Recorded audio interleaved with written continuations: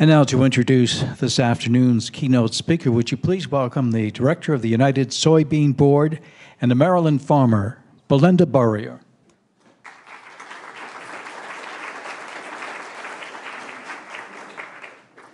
Hi. U.S. Secretary Tom Vilsack's leadership links us together, whether you're a soybean farmer like me or a federal manager of environmental programs. Tom Vilsack served as a two-term governor in Iowa before President Obama asked him to join his cabinet in 2009. Secretary Vilsack leads record numbers of conservation initiatives to protect America's soil and water resources. These efforts are important to all of us today as well as future generations. He is a champion for America's rural communities to serve as one of our nation's greatest assets for the economy as well as the environment. Secretary Vilsack has championed U.S. agriculture's ability to sustainably produce food, feed, and fuel, and bio-based products for our own uses as well as global exports. He has called on federal agencies to comply with the requirements of the USDA Bio-Preferred Program, which is supported by the Federal Sustainability Executive Order. Secretary Vilsack is growing a bioeconomy that lets America shrink its environmental footprint. More dependence on plants means less dependence on petroleum and harsh chemicals. As chair of the first ever White House Rural Council, Secretary Vilsack and USDA are taking steps together to strengthen rural communities, which is vital to the national economy. Just last week, he announced that the demand for American-grown food and agricultural products remains strong. U.S. agricultural exports set a new record by surpassing $1 trillion since 2009. I also want to remind you to use your index cards to request questions for Secretary Vilsack. Please join me in welcoming Secretary of Ag, Tom Vilsack.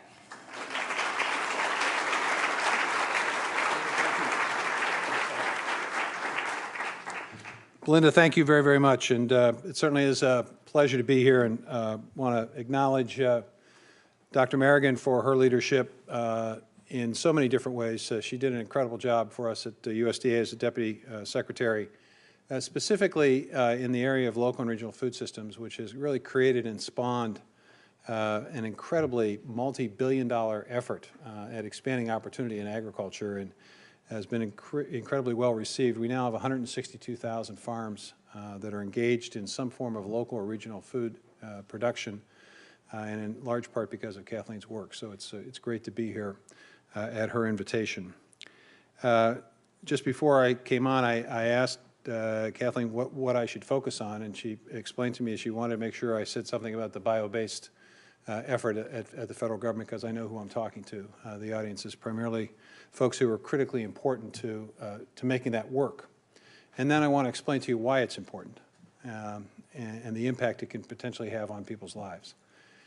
There are over several thousand products today that have been labeled as bio-based products for consumers to make decisions as they are purchasing products. Everything from clothing to solvents to cleaners to lubricants to fuels to energy producing capacity. It is remarkable. Materials, fabrics, fibers of all kinds and shapes.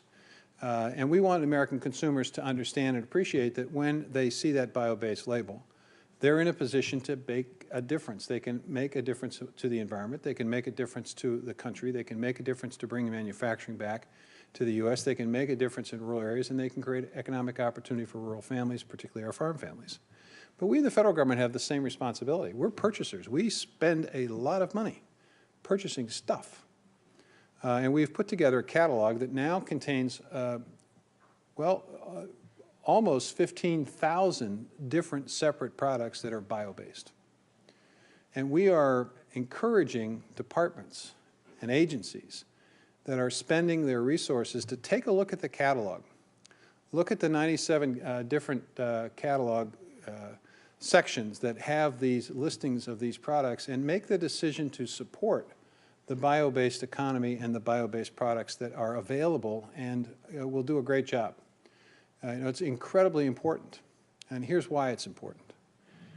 Rural America is an important place to all of us. It's a place where most of our food comes from. It's a place where the water that we drink is very much impacted by. It's the place where most people go to recreate when they want to get away from it all. It's a place where a good part of the feedstock for whatever energy source we use, whether it's wind or solar or geothermal or coal or whatever, natural gas, whatever it is, it comes from rural areas. It's a place where a disproportionate number of military families come from. 15% of America's population contributes at any point in time 35 to 40% of the military, so it's an important place. And it's been economically challenged at times. It's been economically challenged because we've become incredibly more efficient with agriculture. When I was born in 1950 to today, we've seen a 170% increase in agricultural production with 26% less land and with 22 million fewer farmers.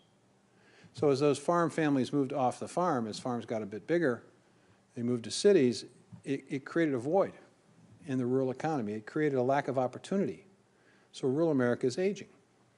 And with it, that capacity to provide military families, with it, that capacity to provide a decent place for recreation, with it, the capacity to create opportunities to ensure that our environment is protected and safe and sound and secure. All of that's impacted by the decisions we make as consumers. So all of you in this room who are part of procurement or part of an agency that procures, you have the capacity, the power to help invest in that important part of America. You have the capacity to help bring manufacturing back, to redefine the economy of this country so we remove and move away from an over-reliance of fossil fuel. One of our best partners in this effort has been the United States Navy. Secretary Mabus understands that this isn't just about building rural America. It's not just about the environment. It's about national security. It is about national security. You see, most of the oil and most of the fuel that has been in the past used by the Navy in the Pacific Fleet has come through the Strait of Hormuz, I'm told. So I wanted to make sure that I knew exactly where the Strait of Hormuz was, so I went to a map. Take a look at it. Ask yourself whether you're comfortable that the men and women who serve in the Navy and the Air Force and the Marines and the Army are reliant on that source of fuel that has to flow by a number of countries that have not necessarily been our friends. Wouldn't it be much better if, in order to protect our soldiers and sailors, to allow them to do their job to protect us, wouldn't it be better if they could domestically rely on fuel produced here in the United States? That's what Ray Mabus thought as Secretary of the Navy, and so he made a commitment that 50% of the Navy's needs over time would be met through bio-based purchases. He began the process of purchasing biofuels, which was a mixed fuel, and he invested, along with the Department of Energy and USDA, in an effort to try to create an industry that didn't exist, an industry that will create a drop-in aviation and marine fuel, a bio-based industry. Now, here's what that industry can do. Not only can it help to meet the Navy's fuel needs to make it safer for them and for us, but it can also create opportunities for commercial aviation. Commercial aviation is deeply concerned about emission reductions. They're deeply concerned about greenhouse gases. They're deeply concerned about the condition that's leading to drought in California and Chile and in Russia and in China, and flooding that's occurring and rising sea levels that's threatening Louisiana, New York, and most of the island nations. They're deeply concerned about it. So we can help that commercial aviation industry by having a drop-in aviation fuel that reduces emissions. This year, the equivalent of 12,500 flights from LAX will be based on that biofuel. In the future, Alaska Airlines has committed by the year 2020 to be 100% biofuel-based. And over time, we're going to see less blended fuel and more opportunities for that bio-based fuel to be 100% bio-based, reducing our reliance on foreign oil, creating greater security for the United States, and building economic opportunity and developing a new economy for this country, an economy that we in this room, particularly those of us associated with the federal agencies, can help to spur. So I encourage everyone to follow the lead of the Navy, follow the lead of USDA. We keep track of this now. We're encouraging reporting pursuant to the President's executive order to let us know what purchases are being done, and let's set a threshold and a goal, and each year let's see if we can purchase more, because at the end of the day, this will help to create jobs, it will help to stabilize prices, it will help to rebuild and revitalize rural economies. So I want to talk to you a little bit about water. That's an issue that I think is oftentimes not fully appreciated and understood unless you happen to be in California dealing with drought, or in Louisiana dealing with a flood, or in New York concerned about rising sea levels, or on an island, country where you're concerned about your very survival. And I want you to know that we in the federal government, and certainly in the U.S. Department of Agriculture, have taken this issue of water and environment very seriously. The President has directed us to do so. He wants us to have a more resilient economy, which requires us to think long and hard about the challenges and threats we face and how we can mitigate and reduce those threats. So when the drought hit California, the President instructed us to put together a drought interagency task force to look at how we could do a better job of predicting, of expecting when we would have drought situation and how we could respond and mitigate the consequences. He was pleased when we at USDA created a series of climate hubs, the opportunity for us in every part of the United States, including Puerto Rico and the Caribbean, to assess and analyze the impact and effect of a changing climate on production of agricultural products and on forestry, both critically important to water quantity and water quality, and both very much dependent on water. We have analyzed and assessed in every region of the country the vulnerabilities of each region to climate change and the impact of rising temperatures, more intense weather patterns, more pests and diseases. And we've come up with a series of strategies to mitigate the consequences of those. And a good deal of that focus has been on water. Better irrigation systems, more research, creating new ways to graze, creating new seeds that require less water in order to grow. All of that is taking place within USDA. And we also wanted to be part of helping to reduce the emissions that are giving cause and rise to this changing climate. And so we have committed at USDA and the agricultural community has committed to what we refer to as climate smart agriculture. We've identified 10 building blocks of programs that we have under our control right now, don't have to have an act of Congress, don't have to have any additional authority. We can take what we have and we can, aggressively using those tools, essentially double the emission reductions that are currently underway with American agriculture. Roughly today, on average, about 60 million metric tons of emissions are being reduced by American agriculture today through a variety of strategies. We think we can get that to 120 million metric tons. That would be roughly 2% emission reduction over the 2005 base level that would contribute to the President's commitment at the Paris Agreement to have this nation and this economy reduce emissions by 26 to 28%. Everyone in this room can be helpful and part of that effort. And that's critically important to our standing in the world. And the 10 building blocks really focus on instructing our farmers and our forested landowners about new crop management systems, more diversity, more rotation, more cover crops, more soil health focus, better nutrient management, better water strategies, utilizing resources more effectively, particularly wood. And we have really focused on using the opportunity to try to preserve the carbon that is already stored in wood as a way of addressing and reducing our emissions. One way we did that was by sponsoring a tall wood building contest. You see, in Europe, Australia, and some other countries, we see more and more skyscrapers, multi-story buildings being built solely from wood. Architecturally, it's just stunning. But it also creates the opportunity to store the carbon. Because of the way in which these structural timbers are constructed, it actually can become more energy efficient because the pieces fit together more closely and tightly. It's less expensive to build. So we decided we were going to sponsor a contest to see if we could encourage in one of our major cities the construction of one of these tall buildings. We were able, with the softwood lumber folks, to be able to put together a fund of about $3 million. $1 million from USDA, $2 million from the Softwood Lumber Council, and as a result, we were able to put this $3 million out. 2 projects were awarded, one in New York City, one in Portland. The New York City project is a 10-story project. The program in Portland is a 12-story project, solely from wood. And as these are built, it will encourage more people to think about wood as a construction material.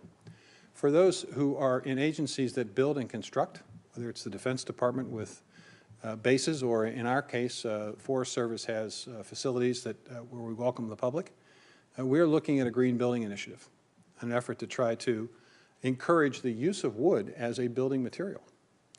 And what we're finding is that there's a lot of interest in it, and there's a lot of fun in terms of the design of utilizing wood. That's one of the building blocks, developing more uses for wood products. We've invested over in over 230 projects converting wood to energy.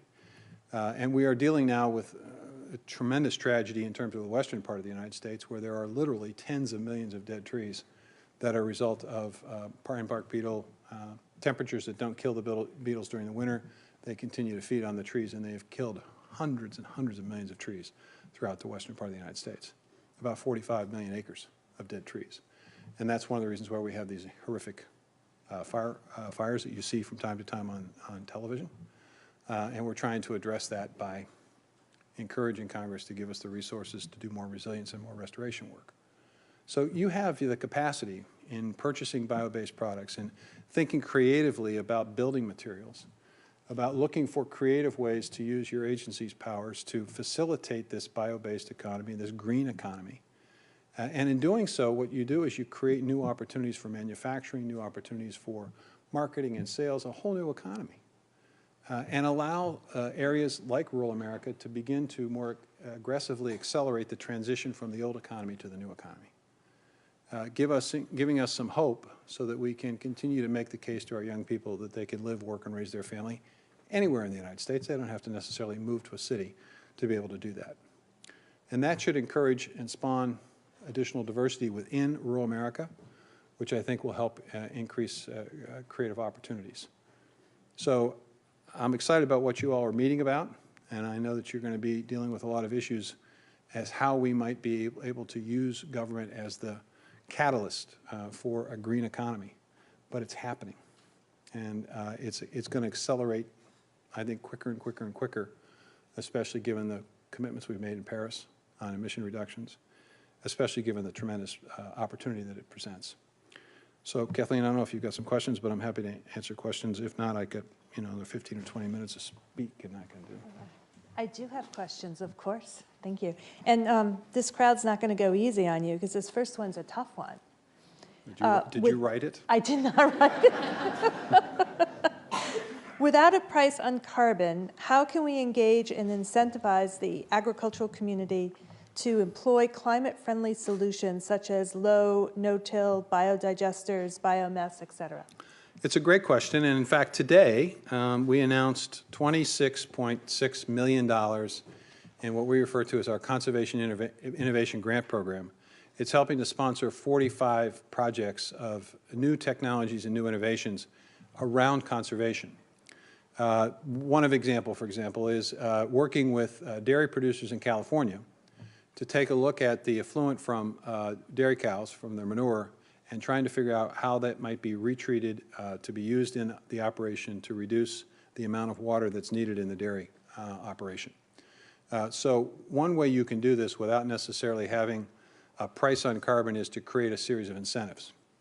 The Conservation Innovation Grant Program is that type of incentive where grants are given to a number of, it could be a state or local government, it could be a nonprofit organization, it could be a private business that works with farmers, that provides them the resource to try something different. Another strategy we're using is to suggest to regulated industries or to corporations and entities that are interested in social responsibility, and they have pegged as one of their social responsibility needs addressing environmental issues, to create opportunities for them to do business with USDA or to do business with American farmers, creating what are called ecosystem markets. Today, in that series of grants that we provided, we will leverage that $26 million into another $32 million on top of the 26 for a total of 57, 58 million, focused on these new conservation techniques, because companies, the Nature Conservancy, nonprofits are coming forward and saying, we want to do business with American producers. We want to give them the wherewithal, the financial wherewithal. So we're creating new financing and funding mechanisms. There's a forest bond, forest resilience bond that we're creating, which is an investment opportunity for impact investors to be able to invest in forest conservation. There are habitat markets, there are water markets, there are carbon markets, all of which we are helping to sponsor and to spawn.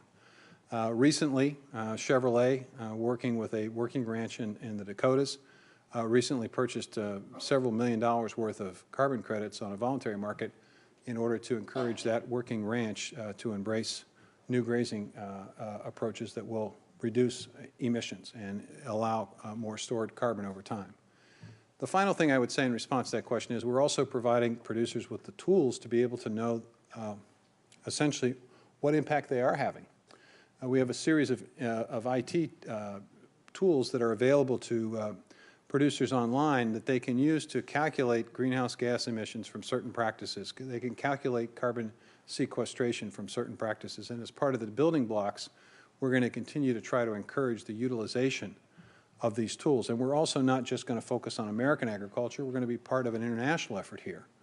And the reality is that there are now over 100 countries and organizations that are binding together at the UN to sort of address climate-smart agricultural strategies. And we are sharing research. We're opening up our data and our research to make it a lot easier for people to determine how best to be more environmentally sensitive and responsive. So there are a lot of different ways in which we are using the tools at USDA without necessarily a pricing of carbon or carbon tax to be able to incent the right behavior and to encourage the right behavior. And I think, farmers are reacting to this. We're seeing more and more conservation. We have a record number of acres enrolled. We're seeing more cover crops. We're seeing more diversity. And we're using our conservation reserve program as well to idle land, but to idle it in a way that it provides some societal benefit, pollinators, habitat. And we're doing it also in a way to say to producers, you happen to live in an area where you may be dealing with an endangered species. If that species is listed, you're going to have a whole series of responsibilities that will add to your bottom line, detract from your bottom line, add to your costs. Here's what we can do. Working together, we can provide you some cost share. You can take action today, create habitat, increase opportunity, not get this bird like a sage grouse listed, and the result is you will have some degree of regulatory certainty for a period of time. So there are a multitude of strategies short of pricing carbon. So I'm going to roll up these next two questions because they stem from common critiques of American agriculture. And one is, how are these biofuels really impacting our food supply, food availability, food costs? And the other has to do with large scale, the term here is industrial farming systems, ag subsidies. I mean, that's a big snowball of issues, I get that, but you're laying out a vision that's very innovative and sustainable and very in tune with what this audience is thinking. And I think they're asking for it's the alignment question. Does it all knit up in the right way? Yeah. Well, let me talk first about production agriculture, or in the context of the term industrialized agriculture. Make sure that when you decide to be critical of large-scale agriculture, you understand the role that you are playing in that as consumers. Because I think most of you probably appreciate the fact that you have a great deal of flexibility with your paychecks, a lot more than you may think you have. Because, you see, when you walk out of a grocery store, you've spent about 10% on balance, on average, of your paychecks on food. If you were in a developed country other than the U.S., you might spend 20 to 25%. If you were in a developing country, you're pretty well guaranteed you'd be spending 50%. So first and foremost, I'd ask you to think about what you make, think about what you take home, take 10% off the top, set it aside for food, then take another 10% and set it aside for food. What wouldn't you do or couldn't you do because you didn't have that 10% that you now do have? And for some of us, it may be, well, geez, I live in a little nicer house.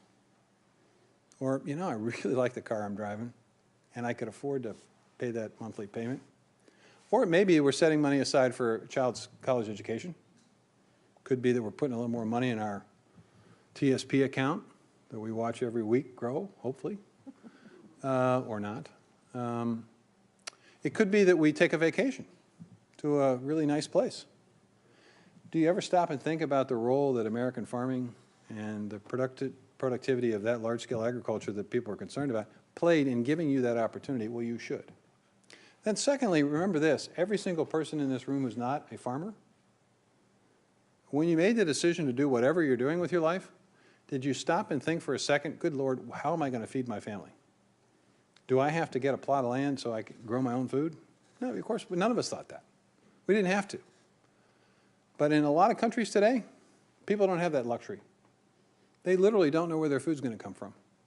So they're personally responsible for producing it. You have delegated, I have delegated, we have delegated that responsibility to American farmers.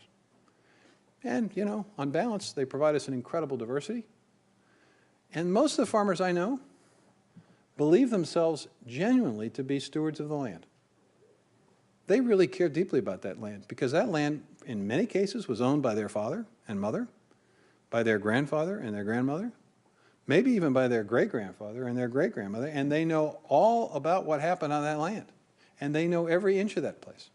They know the soil type, they know the production history, they know the needs. They care about that because they know that their future is tied and connected to that land. So that's my first point. The second point is that there is something happening in America where we're creating more opportunity and where this notion of sustainability is now something that we are encouraging, something that we're saying is something that's valuable to us as a country and as a people.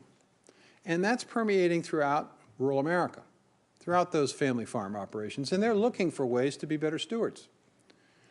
They're actively involved in the Conservation Reserve Program. They like the idea that they have an opportunity to create pollinator habitat because they understand how important pollinators are and how threatened they have become. They like the idea that they can work with their urban neighbors to make sure that the water is clean through conservation. They want to do more. They like the notion of working with corporations like General Motors and Chevrolet and Ford and all the car companies to create new opportunities. They like working with Coca-Cola to reclaim the water that Coca-Cola uses through conservation on their land. They like all of that. And that's happening out there in rural areas. It doesn't get a lot of attention in the mainstream media because most of the mainstream media doesn't know how to cover agriculture anymore. And we lost a great agricultural reporter not too long ago, George Anthony, who wrote for the Des Moines Register. He got it. He won a Pulitzer Prize. He absolutely got it. We don't have people like that anymore. So you're not getting the full story, I don't think. The third piece of this is there's an entrepreneurial spirit that is growing as a result in part of the commitment to local and regional food systems that is helping us to repopulate rural areas with young people who genuinely want to be farmers who are now able, because of opportunities we're creating, to start small and to grow over time. And that's the way agriculture has been. We started, most family farm operations that go back 100 years, 150 years, started very small, and they grew over time. We at USDA are really working hard to try to create the tools and the information and the data that will encourage more sustainable practices. A nutrient management tool, a greenhouse gas emission calculator, a carbon sequestration method for determining what farming practices can result, developing ecosystem markets, encouraging more private sector investment in conservation, looking for partnerships and collaboration to encourage more land conservation, better water quality. Working to create an alternative to the petroleum-based economy, the fossil fuel-based economy that we have relied on and that we have built, that we have all supported. You know, people say, well, gosh, you know, they use all that fuel to produce that biofuel. How many of you have an iPhone or a BlackBerry here today? Come on, everybody's got one. Have you ever thought about how much water it took to produce that thing? That prevent you from buying it? Are you really critical of Apple today? No, maybe you are because you really like headphones. I don't know. So I think we have to understand that there are measures, there are actions that are being taken to make things more efficient. I can tell you the biofuel industry is really misunderstood. A lot of the data that people cite to me, they say, oh my God, it takes more energy to produce a gallon of ethanol than it produces. Not true, actually. Ethanol is actually today much more energy efficient than a barrel of oil. You've just taken food out of the mouth of the babes. Not true, because we've increased the productivity of corn so that we actually have the same amount of corn going into food production, the same amount of corn basically being exported, and we have this biofuel. And oh, by the way, there's a byproduct of biofuel. One byproduct is DDGs that is used as a feed supplement for livestock that reduces the reliance on livestock having to eat corn, for example. And it's helping to create and support jobs. Over 400,000 indirect or direct jobs are supported by the industry. It's reducing your cost of gasoline at the tank. Are you okay with that? That you're paying probably anywhere from a quarter, depending upon gas prices, to as much as $1 a gallon less because you've got a biofuel industry? Or do you really object to that? You want to pay more at the gas pump? It's better for emissions. That actually reduces the emissions related to transportation. You want to breathe a little cleaner air? Biofuel is going to help you do that. I've already mentioned the national security aspect of this. So as people begin to understand the full totality of this and understand that what's happening is the oil industry obviously sees this as a threat, and they have created a massive effort at many levels to try to discourage people from supporting this industry. But I will tell you, for one, I support it, and here's why. It's personal. I was a small-town lawyer for 23 years in a small town, about 8,000 in southeast Iowa, and I represented farmers during the farm crisis in the 1980s. This was a period of time when farmers were very, very over-leveraged. Today is not anywhere near like 1980. We had low commodity prices then. We have low commodity prices now, but farmers were deeply in debt in 1980. They're not today. Debt-to-equity ratios are really, really strong still in America today. And farmers would come into my office because they were being foreclosed on. They were losing that farm that their father, their grandfather, their great-grandfather had owned.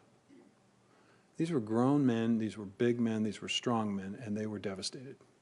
They were broken because they didn't want to lose not just a farm. They didn't want to lose their identity. And when you have an experience where people come in and talk to you about stories that are as tragic as the one where the farmer explained to me that he had 7 sons, and 6 of his 7 sons turned out to be professors and doctors and engineers and lawyers.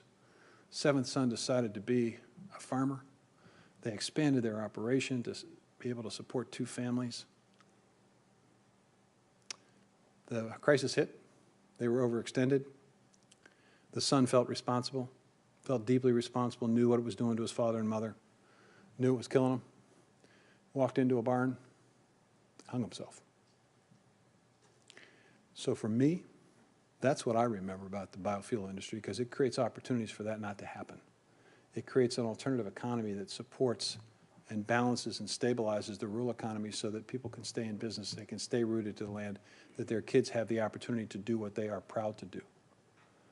And I take it personally because I still remember that client. I still remember how proud I was that we were able to save his farm, how thankful he was. And there are thousands, tens of thousands of people like him in America today. They're good people. They care. They really do. And they think they're doing the right thing. And they're trying. And it's hard to be a farmer today because everyone's got an opinion about it. And sometimes those opinions aren't as well informed as they need to be. Mr. Secretary, your staff is giving me the sign. And I just want to say on behalf of all of us what an honor it is that you would come and spend time with us today. And we really thank you for your thoughtful and brilliant leadership over the 8 years of this administration. Well, thanks, Kathleen. And let me return the favor to all of those who work for the federal government who are here today. And I'll end with this. I feel just as strongly about all of you as I do about that farmer I just talked about. Because I think people who work for the federal government are doing noble service. They're engaged in public service. And they do a good job. They do a remarkable job that so many people around the country are not fully appreciative of and don't even have a clue how effective and efficient their government really truly is, and what an incredible difference it makes in the lives of so many people in this country because of hardworking people who work for the federal government. The military gets a lot of praise, and rightfully so. But I think those who work for the federal government are also engaged in a noble pursuit. And I thank you for the service that you've provided. I know that many of you have served and will serve a whole lot longer than I have served in this federal government. And I'm glad that you're continuing to do the important work that you're doing, because my life and my family's lives are better because of it. Thank you all.